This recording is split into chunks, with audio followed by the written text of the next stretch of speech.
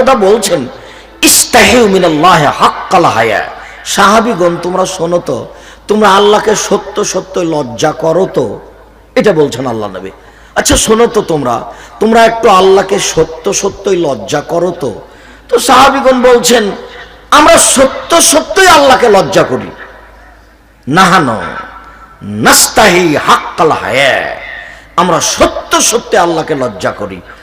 তখন আল্লাহ রাসূল বলছেন, না না না না না না, আমি সেটা বলিনি, তোমরা যেটা বুঝেছো আমি সেটা বলিনি। লাইসা যালিক, এটা নয়, তোমরা যেটা লজ্জা বুঝেছো সেটা আমি বলিনি। আমি বলছি যে মাইয়াস্তাহি হাক্কাল হায়া, যে ব্যক্তি সত্য সত্যই আল্লাহকে লজ্জা করবে তার তিনটা কাজ, চারটা কাজ। এক, ফালইয়াহফাজির রাসা ওমা ওয়া, সে তার মাথাকে হেফাজতে রাখবে, আর মাথার সাথে আনুষঙ্গিক যা আছে।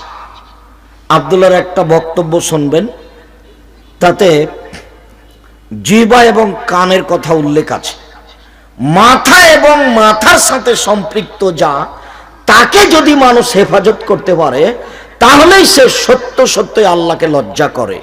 তো মাথার সাথে এক নাম্বার যেটা বিপদ আছে মানুষের, সেটা হলো মুখ,